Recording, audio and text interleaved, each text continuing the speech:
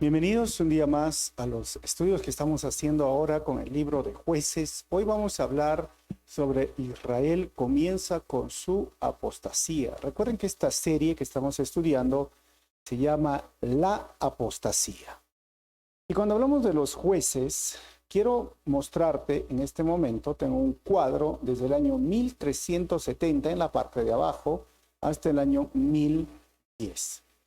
Otoniel empieza desde el año 1373 al año 1334, por 39 años asume el liderazgo. Y luego de eso viene Ahod por 79 años, que va a asumir el liderazgo de los jueces en Israel, del 1316 al 1237. Y luego viene Débora y Baraj por 39 años, del 1237 al 1198. Y después viene Gedeón por 40 años, del 1191 al 1151. Después de eso viene Tola por 23 años, del año 1149 al 1126, y luego viene Yair por 21 años, del 1126 al 1105. Después va a venir Jefté del año 1087, después viene Ibzán del año 1081, Elón del año 1075, Abdón 1058, y el más famoso es Sansón, ustedes recuerdan, del año 1068 al 1049. Después de eso viene el primer rey Saúl del año 1043 al año 1011. Recuerden que Ahod lucha contra Eglón de Moab, Gedeón contra los madianitas, y todos estos jueces, Jefté y Ibzán, contra los amonitas, y el sumo sacerdote o el sacerdote Elí llega a ser juez del 1107 al 1067, luego Samuel, que viene a ser profeta y juez. Dentro de este cuadro encajan ahí. Ahora, hay dos jueces más que son Abimelech, que es el hijo de Gedeón, que luego mata a sus hermanos y se proclama rey en Siquem. Esta historia lo vamos a ver cuando lleguemos al capítulo 8. Y Samgar, que es del año 1261 a 1262, 52. Historias completamente difíciles. Recordemos un poco. ¿Quién escribió el libro? Pues Samuel. ¿Y cuándo fue escrito? Entre el año 1050 a 1004 antes de Cristo. ¿Qué les parece si oramos y continuamos con nuestro estudio? Señor, quiero darte gracias en este momento por tu palabra. Pedirte, Señor, que nos ayudes a entender este capítulo y que nos hables de forma personal a cada uno de los que están presentes y los que están conectándose por las redes o los que están escuchando este estudio. Que tu gracia esté con nosotros, Señor. Ayúdanos que use mi vida, que tu Santo Espíritu use mi vida para compartir tu palabra. Pido esto en tu nombre, Jesús. Amén. Muy bien. Bienvenidos a todos y recuerden, estamos estudiando el libro de Jueces. El bosquejo es el siguiente. Vamos a hablar sobre la apostasía de Israel. Del versículo 1 al 5, hermanos, vamos a hablar de la apostasía de Israel. Es denunciada por el ángel. Del 6 al 9, la apostasía de Israel después de la muerte de Josué. Del 10 al 15, la apostasía de Israel de una nueva generación. Del 16 al 9, la apostasía de Israel y la gracia de Dios levantando jueces. Y vamos a terminar del 20 al 23, la apostasía de Israel despierta el enojo de Dios. Recordemos que estamos estudiando versículo por versículo, y es más, estamos yendo a ver el declive, la situación difícil. Cuando hablamos de la apostasía, es negar la fe. O sea, uno se vuelve apóstata porque conoció de Dios, pero ahora ya no quiere saber nada de Dios. Y no es que le falte pruebas o evidencias, sino que no quiere creer en el poder de Dios.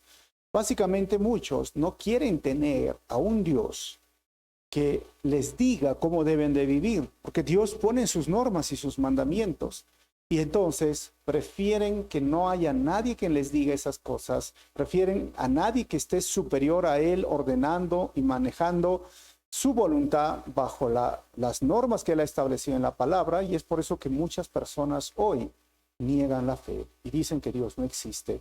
Y a veces es interesante, ¿no? Porque hay personas que dicen, oh, mira, si tú me traes a Dios aquí, yo creo. Tráemelo en persona. Pero eso sucedió hace 2000 años, hermanos. 2000 años atrás vino en un pesebre nuestro Señor Jesucristo. Y no quisieron creer en Él. ¿Cuál sería la diferencia hoy si lo traes otra vez a Dios acá? Porque la Biblia dice que hay personas que aún viendo muertos resucitar, no van a creer en Dios.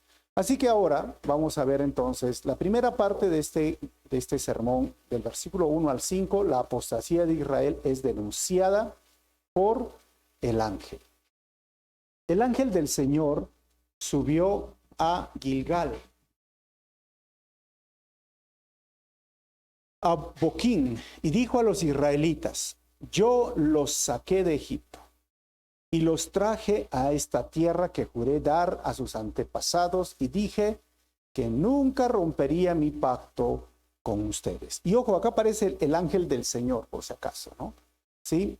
Yo los saqué de Egipto. ¿Recuerdan esto? En Josué capítulo 5, versículo 13 al 15, también se presenta un ángel, un guerrero, una persona con una espada. Igual le dice que cuando se le presentó al Señor en una zarza ardiente a Moisés: quítate las sandalias de tus pies, ¿se acuerdan? Lo mismo sucedió, hemos visto en Josué. Y ahora, cuando hablamos de este ángel de Jehová, ¿saben cómo se llama? Las teofanías. ¿Y qué son las teofanías? Miren, una teofanía se considera que es una manifestación de Dios en la Biblia, que es tangible para los sentidos humanos. O sea, una teofanía, hermanos, es una aparición visible de Dios en el periodo del Antiguo Testamento. Antes de Belén, no siempre es en forma humana. ¿Por qué? Porque pudo haber sido un ángel, ahora es un ángel. También cuando habla de la columna de nube, o la gloria del Señor, o la zarza ardiendo, son teofanías, o sea, manifestaciones de Dios antes de llegar a Belén, que son tangibles a lo que nosotros podemos entender. Y ahora, este ángel, ¿quién es? Pues es una teofanía, es Dios. Algunos hablan de cristofanías, es decir, Cristo, la aparición de Cristo antes de Belén, que se presenta aquí, pero no siempre es Cristo. Podemos resumir, es Dios. Dios antes de el Belén. Recuerden que Jesús es Dios, hecho humano. Por eso Juan decía, ¿no? El verbo se hizo carne y habitó entre nosotros. O sea, es Dios dejando su trono, dejando su gloria para venir en un inofensivo bebé. No sé si ustedes han tenido experiencias con bebés, ¿no? Los bebés hasta la nuca no pueden ni sostenerlo, ¿sí o no? Y tienen que cambiarle de pañales, y tienen que hacer muchas cosas. Así vino nuestro Señor. Por eso les decía hace un momento, ¿no? Hay personas que dicen: si me traes a Dios acá, yo creo en Él. Pero de 2000 años atrás pasó esto. Jesús es Dios y ya se apareció a los hombres, pero los hombres no quieren creer en Él. Así que el ángel de Jehová viene y les hace recordar algo. Dice: yo los saqué de Egipto y los traje a esta tierra. Casi 2 millones de personas, hermanos. ¿Y quién no se va a recordar esos momentos cuando estaban siendo acorralados por los egipcios y Moisés levantó las manos y el mar se abrió? ¿Recuerdan esos eventos? ¿Sí? Por eso decimos que es Dios, porque el ángel dice: yo los saqué de Egipto. No está diciendo, miren, Dios los sacó de Egipto. ¿Qué dice? Yo los saqué, asumiendo el rol protagónico, asumiendo y usando en primera persona. Por eso es Dios, o una teofanía en este momento. Ahora, versículo 2 dice: por su parte, ustedes no debían hacer ningún pacto con los habitantes de esta tierra, sino destruir sus altares, pero desobedecieron mi mandato. Y la pregunta de Dios es: ¿por qué lo hicieron? Miren, esto es algo muy interesante, hermanos, ¿sabes? Porque ahora nos habla de que vivamos una vida de santificación, y en la santificación siempre está el factor divino, que vendría a ser la santificación posicional, y el factor humano, que es la santificación progresiva, que se basa en el esfuerzo de cada cristiano de alejarse del pecado. O sea, Dios les dice: ustedes también tenían que cumplir su parte del pacto. O sea, yo los saqué de Egipto, yo los saqué con mano poderosa, yo hice milagros, yo hice prodigios, yo hice un pacto con ustedes, pero ustedes se alejaron. Es igual para nosotros. La pregunta: por qué lo hicieron. Nos queda a nosotros también, hermanos, que debemos de alejarnos del pecado. Que también, si bien es cierto, estamos en un nuevo pacto, pero ese nuevo pacto también es un pacto en el cual acepto las demandas. ¿Y cuáles son las demandas de ese pacto?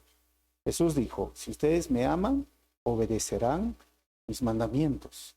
¿Por qué hicieron esto? ¿Y qué pasó? Miren, recuerden, Dios siempre nos amó, Dios siempre nos ayudó, Dios siempre nos liberó y nos llamó de su pacto de gracia.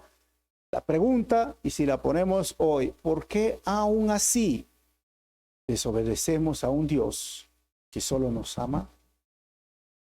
O sea, el ángel viene y les da este mensaje. Yo no entiendo, ¿no? ¿Cómo decir? No entiendo. ¿Qué es lo negativo del amor de Dios?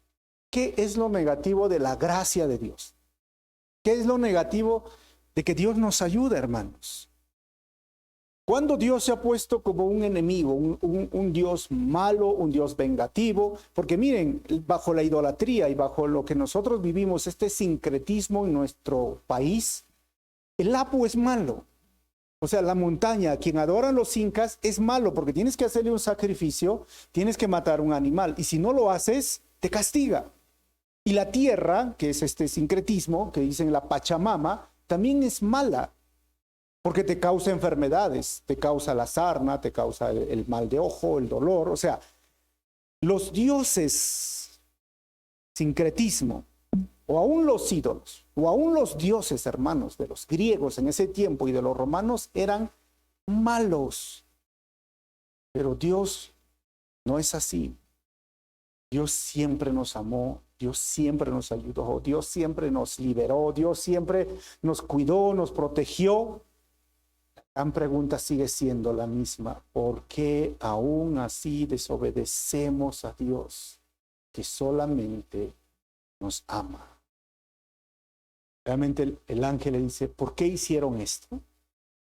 Vamos a ver versículo 3. Dice, ahora el ángel declaró que ya no expulsaré a los pueblos que viven en la tierra de ustedes. Ellos les serán espinas clavadas en el costado, y sus dioses serán una tentación constante para ustedes. Y miren que lo he remarcado, declaro, ¿sabes? Porque el único que puede declarar, ¿sabes quién es? Dios. Nunca dice que el hombre puede declarar, es solo Dios quien declara. Y él hace una declaración, dice, yo no voy a expulsar a los pueblos. Y es parte de su disciplina, es parte de su juicio. ¿Por qué? Porque es como que, mira, yo te cuido, yo te amo, yo te libero, yo te protejo, pero tú no quieres, y tú no quieres, y tú no quieres, y quieres lo contrario, bueno, ten lo que quieres. Y a veces es así, Dios nos entrega, nos deja como parte de su disciplina. Pero esa disciplina, como está hablando aquí, serán espinas clavadas, dice, en el costado. Y esos dioses van a ser tentación constante para el pueblo de Israel. Hermanos, ¿sabes? Hay algo que tienes que entender. Los pecados no renunciados desde el inicio de la fe llegarán a ser espinas clavadas en nuestras vidas. Ellos debían expulsar a estos pueblos. Ellos debían luchar contra estos pueblos. Ellos debían, pero no quisieron hacerlo. Y al igual es hoy en día. Si tú no renuncias a un pecado, si tú no renuncias a eso que llamas debilidad o error desde el inicio de la fe, a medida que va pasando los años, llegarán a ser esas espinas clavadas en nuestros costados. O sea, nos van a avergonzar, nos van a hacer bajar la cara, van a malograr nuestra relación con Dios. Vamos a andar siempre derrotados porque no hemos renunciado a esos pecados. Israel no lo hizo. Versículo 4, dice el texto. Estamos leyendo Jueces capítulo 2 con la NTV, ¿no? Jueces 2:4. Cuando el ángel del Señor terminó de hablar con los israelitas, ¿sabes qué hizo el pueblo? Lloró a gritos. Lloraron y lloraron y gritaron. Versículo 5. Y por eso llamaron al lugar Boquín, que significa llanto. y allí le ofrecieron sacrificios al Señor. Ahora, como estamos estudiando versículo por versículo, es como que ahora nos muestra el escritor de Jueces esta parte todavía de la introducción de la apostasía. Es como, así comienza, por eso le hemos puesto ese título, y nos va a narrar ahora la muerte de Josué, pero según el relato, Israel no se arrepintió. O sea, lloraron del mensaje, ofrecieron sacrificios, y está bien, lloraron y ofrecieron sacrificios, pero ¿sabes? En la práctica no se arrepintieron. Y esto nos puede suceder el día de hoy. Hay muchas personas que pueden verse descubierto en su pecado, que pueden verse descubierto en las consecuencias de su pecado y lloran y hasta hacen ofrendas al Señor y hacen algo y dicen, ya voy a venir, ahora sí voy a estar puntual en la iglesia, pero no se han arrepentido, no han cambiado forma de vivir. Por eso Joel denuncia esta temporada. Joel capítulo 2 versículo 13 dice lo siguiente: no se desgarren la ropa en su dolor, porque era una señal de duelo, sino desgarren sus corazones. Regresen al Señor su Dios, porque Él es misericordioso y compasivo, es lento para enojarse y lleno de amor inagotable. O sea, el arrepentimiento no solo es algo externo, sino es algo interno. No solo es mostrar mi cara triste o lágrimas, no, tengo que hacerlo de corazón. Y acércate, porque Dios dice, es lento para enojarse y es lleno de amor inagotable. Y está deseoso de desistir y no de castigar. Dios no se goza castigando, pero tienes que entender, hermano, mira, uno puede llorar por su pecado y sus consecuencias, mas no arrepentirse, porque el arrepentimiento incluye lágrimas y cambio de acciones. Si no, no te has arrepentido, ¿no? ¿Qué decimos? Te has remordido la conciencia, pero no te has arrepentido. Y sí, cuando nos arrepentimos, sí lloramos. ¿Y sabes por qué lloramos? Porque hemos ofendido a un Dios que nos ama, a un Dios que solo busca lo bueno. Me gusta mucho a veces tratar de poner este ejemplo o una ilustración del amor de mamá, ¿no? En su gran mayoría las mamás como que muestran este amor incondicional de parte de Dios, ¿no? ¿Qué es lo que busca una mamá para el hijo o la hija?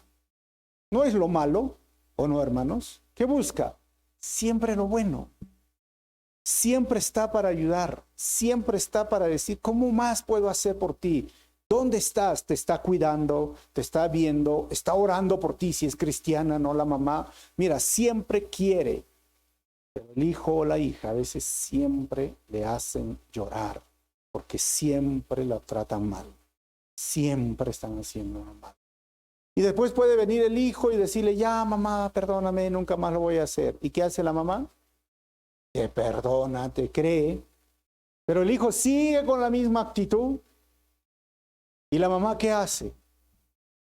Otra vez te perdona, y a veces así es el Señor, ¿no? Pero ¿cuánto te diría, sabes que ya, por favor, llora, pero por favor cambia? Porque eso es lo que queremos. Y Dios dice lo mismo. Está bien llorar, está bien hacer ofrendas, está bien hacer promesas, pero si no hay cambio de acciones, no hay arrepentimiento. Versículo 6 al versículo 9, vamos a ver sobre la apostasía de Israel después de la muerte de Josué. Si me acompañan en el texto, dice, después que Josué despidió al pueblo, cada uno de las tribus salió para tomar posesión del territorio que se le había asignado. Versículo 7, los israelitas sirvieron al Señor todo el tiempo que vivieron Josué y los líderes que les sobrevivieron. Ahora, aquellos que habían visto todas las grandes cosas que el Señor había hecho por Israel. Versículo 8. Entonces Josué, hijo de Nun y siervo del Señor, murió a los 110 años de edad. Meo chibolo, ¿ah?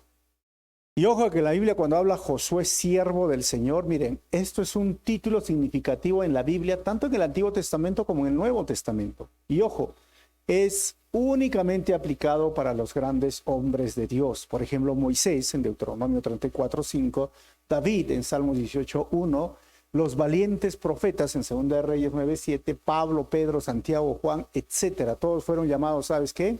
Siervo. ¿Y saben cuál es la palabra en el griego para siervo?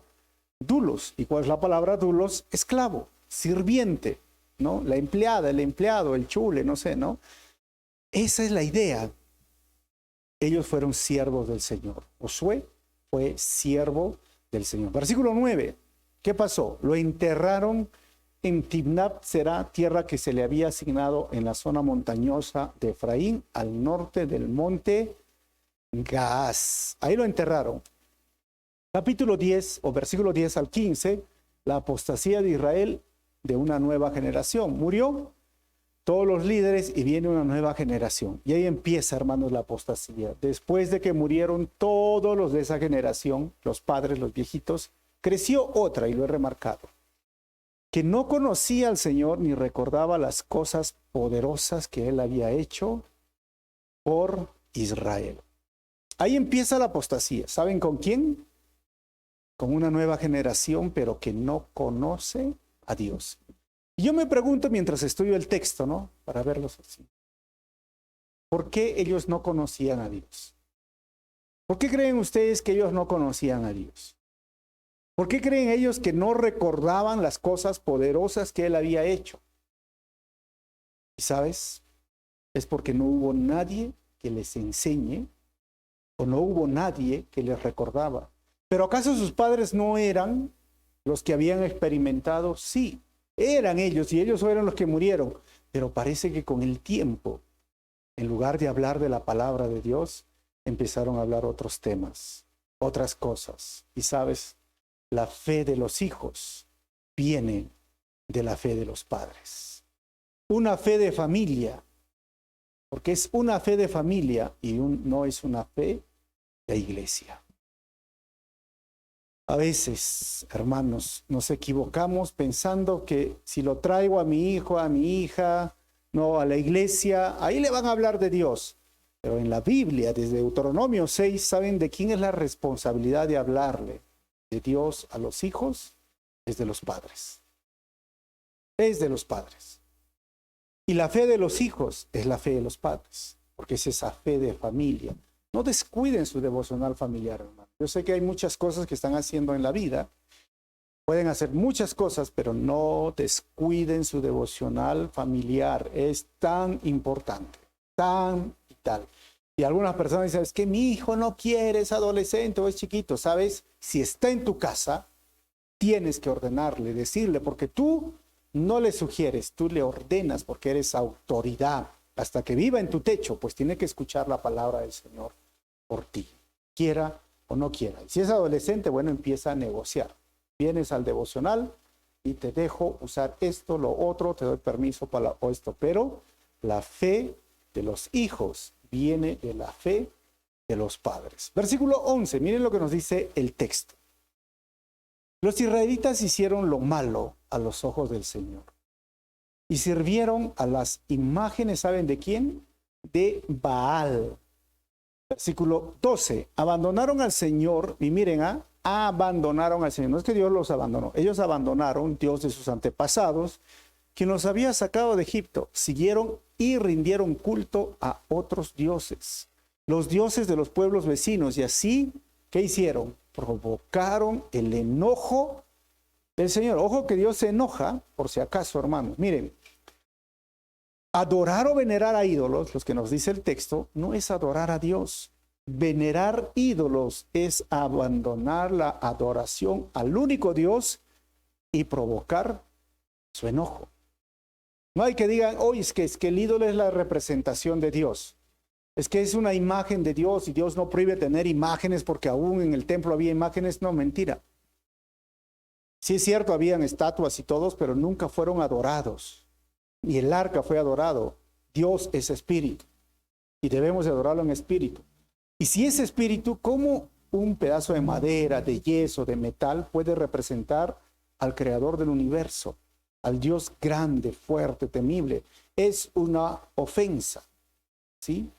Tratar de representar a Dios con una imagen o un ídolo. Por eso, adorar o venerar a ídolos no es adorar a Dios, hermano.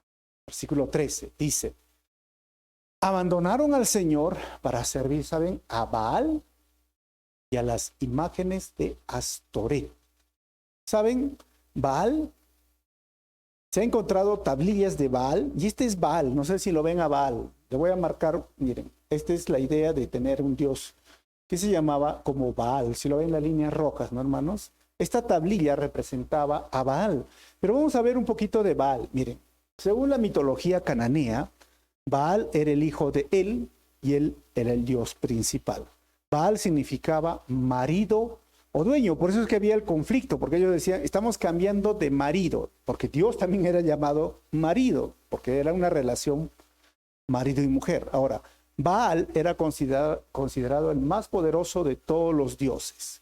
Y en varias batallas, Baal derrotó a Yam, que es el dios del mar, y Mod, el dios de la muerte y del inframundo, según los cananeos.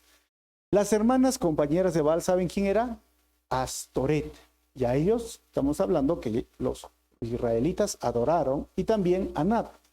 Astoret era la diosa de la fertilidad asociada a las estrellas, y Anat y era la diosa del amor y de la guerra. Y ellos permitían la adoración bajo prostitutas en el templo. Los cananeos adoraban a Baal como el dios del sol y el dios de la tormenta, es decir, el dios del clima. Esta es una estatuilla que se ha encontrado de Baal. Ahora, también lo adoraban como un dios de fertilidad que proporcionaba hijos, y la adoración a Baal también fue arraigada en la sensualidad e involucró la prostitución ritual en los templos. Y algunas veces apaciguar a Baal, hermanos, requería sacrificios humanos. Generalmente, el primogénito de la persona haciendo el sacrificio, como se ve en Jeremías 19:5. Y recuerden esta historia de los sacerdotes de Baal, cuando gritaron a su Dios con ritos, ¿se acuerdan? Desenfrenados, empezaron a danzar, que incluía fuertes gritos eufóricos y lesiones autoinfligidas ante el desafío de Elías, que dice en Primera de Reyes 18:28, ¿se acuerdan o no? Y Elías decía, de repente está durmiendo, ¿se acuerdan o no? Grite más fuerte, gritaron por horas. ¿Y a quién hacían? A Baal. Y Elías se burlaba, ¿saben por qué? Porque como una imagen, una estatua va a escuchar. Por eso el profeta decía, tienen ojos pero no pueden ver, tienen manos pero no pueden tocar, tienen, mira, oídos pero no pueden escuchar. ¿Por qué el pueblo de Israel dejó esa relación de pacto, que es una relación de esposo, esposa, marido, mujer, por estos ídolos? La única respuesta es, uno, por lo atractivo que eran sus cultos sensuales.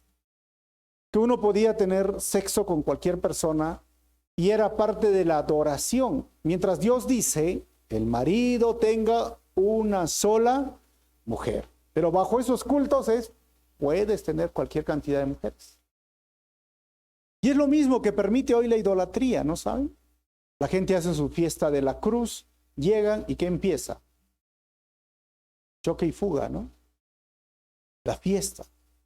Todo eso empieza, hermanos. La idolatría lo permite y lo hacen en el nombre de Dios. ¿Por qué más? Porque es un Dios bajo sus demandas. Los ídolos, como no pueden escuchar y creen que pueden hacerlo, miren, es curioso que hay ídolos que hasta le piden, ¿se acuerdan de los ladrones? Acá en Perú tienen a Sarita Colonia, que es la Virgen, ¿no? Pero se llama Sarita Colonia. ¿Y qué dicen los ladrones a la Sarita Colonia? Le rezan, le prenden sus velitas y dicen, por favor, cuando vamos a robar, que no nos chape el policía, que no nos detenga el policía. O sea, para delinquir o aún para matar, porque no es solo eso en Perú, yo también sé que en México está la Santa Muerte, ¿no? O la calaca le llaman, ¿no? ¿Se acuerdan de la calaca? La Santa Muerte, que es la Virgen o el santo de ¿quién? De los narcotraficantes, los secuestradores, los delincuentes, y le piden que les haga el favor. Pero no le pueden pedir eso a Dios. porque es un Dios moral, un Dios bueno que te dice no mates, no robes, no hurtes, no secuestres. Por eso que es atractivo la idolatría, porque te acepta todo. Y Israel cayó bajo este Baal y Astoret, y lo que impulsó el enojo de Dios es esas dos cosas más dentro del contexto. Era llamado Baal el marido, el dueño, y Dios se presentó como su marido y dueño de Israel, o sea, por eso le llamaba prostitución. Me has sacado la vuelta, has sacado los pies del plato, no sé cómo podemos llamarlo. Estaban siendo infieles en su relación con Dios. Y lo otro, que en el texto nos habla, que este Baal era el dios de la lluvia, la tormenta y todo. Por eso es que Elías lo desafía, ¿recuerdan? 3 años y medio no llueve, a ver si Baal es Dios, pues. Porque los israelitas vivían de la cosecha, vivían del campo y podían pedirle a Dios y Dios les daba, pero dijeron, no, Baal nos va a dar porque Baal es el dueño, es el Dios de la lluvia, de la cosecha, de las tormentas, del clima. Qué fácil es cambiar a su Dios. Qué fácil a veces es sucumbir a la idolatría cuando no conoces quién es Dios. Miren, Astaret, este es una arcilla que se ha encontrado, por eso es que era la diosa de la fertilidad. Miren, con una forma ahí media extraña, ¿no? De justo su pecho. Y acá está Baal, que ya lo hemos delineado. Y este me llamó la atención, porque este es otro Baal. Había Baal peor, habían varios Baales, ¿sabían? En el tiempo de los dioses. Y una de las historias que más conocemos es Jezabel y Acab, que adoraron ¿a quién? A Baal, ¿se acuerdan? Es curioso esos temas, hermanos. Así que no solo los jueces, también los reyes adoraron a Baal. Versículo 14. Dice, lo cual hizo que el Señor ardiera en enojo. ¿Alguna vez has ardido en enojo tú? Bueno, el Señor ardió en enojo contra Israel y que los entregara en manos de saqueadores, quienes le robaron sus posesiones, los vendió ¿a quién? A los enemigos que tenían a su alrededor y ya no podían vencerlos. Qué triste, hermanos. Para mí esto es lo más triste. ¿Sabe qué es lo más triste? Que el juicio de Dios comienza cuando nos deja solos, sin protección, sin bendición, sin su presencia, y en el fondo su juicio es una manifestación de su amor. Porque esto lo hizo para que te sientas desprotegido, Israel, y luego me busques. Y a veces nos trata Dios así. Simplemente nos quita su bendición, porque es así. Tanto que quieres ese pecado, tanto que quieres comportarte de esa forma, entonces ya no te bendigo, ya no te protejo, y tú quedas sin nada ni nadie, como manifestación de su juicio, pero al final solo quiere atraerte. Versículo 15. Y cada vez que los israelitas, dice el texto, salían a la batalla, miren cómo se cambiaron las cosas. El Señor peleaba en contra de ellos e hizo que sus enemigos los derrotaran, tal como les había advertido, y el pueblo estaba muy, muy angustiado. Qué difícil, ¿no? Cuando Dios pelea en contra tuyo, porque la mayor tristeza, hermano, ¿sabes qué es? Vivir sin la bendición de Dios en todo lo que hagamos. La mayor tristeza es vivir sin la protección de Dios en nuestras batallas. ¿Quién de ustedes se anima a andar sin la bendición de Dios, hermanos? ¿Quién se anima a andar, mira, voy a enfrentar mi batalla sin la protección de Dios? O mejor, voy a salir y que Dios esté en mi contra. La mayor tristeza. No te lo recomiendo. ¿Por qué trató Dios así al pueblo? Porque era el pacto condicional. Pero en Hebreos 8:6, nosotros estamos en un mejor pacto, dice el texto, pero ahora Jesús, nuestro sumo sacerdote, se le ha dado un ministerio que es muy superior al sacerdocio antiguo, porque Él es mediador a nuestro favor de un mejor pacto con Dios basado en promesas mejores. Si bien es cierto, Dios trató así a su pueblo, hermanos, hoy no recibimos tanto ese trato porque estamos en un mejor pacto. Pero es por la gracia de Dios, es por el amor de Dios. Pero también la Biblia dice que de Dios nadie se burla. Ahora, 16 al 19, la apostasía de Israel y la gracia de Dios levantando jueces. Aún en medio de todo eso, miren la gracia de Dios. Entonces el Señor levantó jueces para rescatar a los israelitas. No le pidieron, pero Dios levantó de la mano de sus agresores. 17.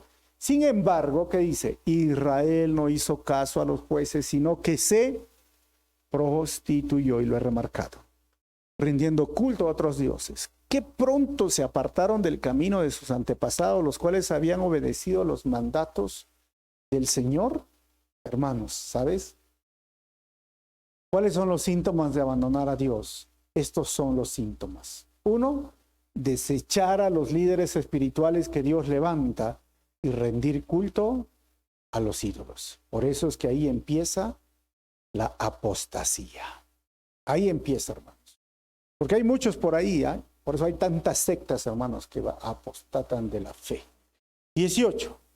Y cada vez que el Señor levantaba un juez sobre Israel, Él estaba con ese juez y rescataba al pueblo de sus enemigos durante toda la vida del juez. Por eso al principio, ¿se acuerdan lo que han estado? 39 años, 59 años, 25 años. Pues el Señor tenía compasión de su pueblo que estaba sobrecargado de opresión y sufrimiento. 19. Pero al morir el juez, dice el texto, la gente no solo volvía a sus prácticas corruptas, sino que se comportaba peor que sus antepasados, seguía a otros dioses, los servía y les rendía culto. Además, se negaba a abandonar sus prácticas malvadas y sus tercos caminos, hermano. Tercos caminos. Eso es lo que hacía. O sea, eso es lo que yo les dije en la introducción, el ciclo del pecado. Es decir, Israel pecaba, abandonaba a Dios, había sufrimiento. Ellos tenían clamor, decían, Dios, ayúdame. Dios enviaba un juez por años, los salvaba y los rescataba. Estaban en tranquilidad. ¿Y qué pasaba? Otra vez. ¿Regresaban a qué? Al pecado. Y otra vez, ¿qué? Había sufrimiento. Y otra vez clamor. Y otra vez salvación. Y otra vez tranquilidad. Y otra vez, ¿qué hacían? Pecado. 7 veces se repite este ciclo del pecado. Qué triste, ¿no, hermanos? Que no aprendieron. 20 al 23. Y terminamos. La apostasía de Israel despierta el enojo de Dios. Dice, por eso el Señor ardió de enojo contra Israel y dijo, ya que este pueblo ha violado mi pacto que hice con sus antepasados y no ha hecho caso a mis mandatos, recuerden, no ha hecho caso, recuerden, Dios es misericordioso, pero también nos dice el texto, arde en enojo contra el pecador. Ahora, versículo 21, ya no expulsaré a las naciones que Josué dejó sin conquistar cuando murió. 22, yo lo hice para poner a prueba a Israel, dice, para ver si seguirían o no los caminos del Señor, como lo hicieron sus antepasados. 23, por esa razón el Señor dejó esas naciones donde estaban, no las expulsó de inmediato, ni permitió que Josué las conquistara a todas. ¿Sabes qué, hermano? El texto nos dice algo muy claramente, que la crisis revela la clase de fe de aquel que dice ser hijo de Dios. Miren que el Señor dijo, yo no los expulsé, permití esto para ver si realmente me aman o no me aman. Si lo hacen o no lo hacen. Y esto me llama a mí mucho la atención, porque a veces pasamos situaciones, ya sea en el trabajo, en la familia, o a veces en relaciones sentimentales, ¿no? Hay personas que eso es su lucha, su prueba, y el Señor, tú dices, Señor, líbrame, pero el Señor, ¿sabes qué? Quiero saber cuál es la clase de fe que tienes. Si realmente me amas, no me amas. A ellos los trato así. No los voy a abandonar. Si realmente me siguen, si tienen una fe propia o una fe prestada. Si realmente han encontrado el camino de Dios o simplemente están siguiendo a ciegas a alguien. Y créeme, hermanos, que la crisis revela la clase de fe de aquel que dice ser hijo de Dios. Vamos a terminar con las conclusiones. Primero, Dios hace su parte en salvarnos en la cruz y nos imparte su santidad. Y nosotros debemos de cuidar nuestra salvación con temor y no ensuciar nuestra santidad con el pecado. Y lo que hemos visto también, número 2, que es que el arrepentimiento incluye, sí, tristeza, lágrimas, cambio de pensamiento, cambio de la voluntad y por consecuencia, cambio de las acciones. Al final es dejar de hacer lo malo que estabas haciendo. Y número 3, abandonar a Dios es venerar a ídolos. Ojo, ¿ah? Abandonar a Dios es dejar de obedecer el compromiso de obediencia que hicimos en el nuevo pacto. Eso es abandonar a Dios. Y número 4, cuando Dios se enoja, porque el texto dice que Dios se enoja, quita su protección o bendición. Luego viene la crisis. ¿Y sabes qué? La crisis revela la clase de fe de aquel que dice amar a Dios. Yo no sé dónde estás. Has abandonado a Dios, has dejado a Dios, no estás cumpliendo tu parte del pacto, no estás obedeciendo a Dios. Recuerda que Dios es lento para enojarse. No caigas en el enojo de Dios. Y si estás pasando una crisis, ¿sabes? Esa crisis va a revelar qué tipo, qué clase de fe tienes. ¿Por qué no oramos para terminar? Amado Jesús, muchísimas gracias una vez más por este tiempo, por este libro de Jueces que nos ayuda, Señor, a entender cómo debemos caminar hoy obedeciendo tus mandamientos. Qué difícil es, Señor, cuando abandonamos la fe. Qué difícil, Señor, es cuando nosotros dejamos de confiar en ti. No luchamos contra el pecado. Tu palabra dice, Señor, que nosotros necesitamos abandonar ese pecado, porque si no va a ser una espina a nuestro costado todo el tiempo. Cuando no obedecemos tu palabra, cuando no nos sometemos a ti, al final, Señor, la crisis revelará la fe que tenemos hacia ti. Perdónanos y ayúdanos, Señor, cada día a crecer en tu palabra. Señor, no permitas que abandonemos la fe y, Señor, ayúdanos una vez más a obedecerte con todo nuestro corazón, con toda nuestra mente, con toda nuestra alma. Que tu gracia esté con nosotros, Señor. Pido esto en tu nombre, Jesús. Amén. Muy bien, vamos a ponernos de pie. ¿Qué les parece? Nos saludamos unos a otros.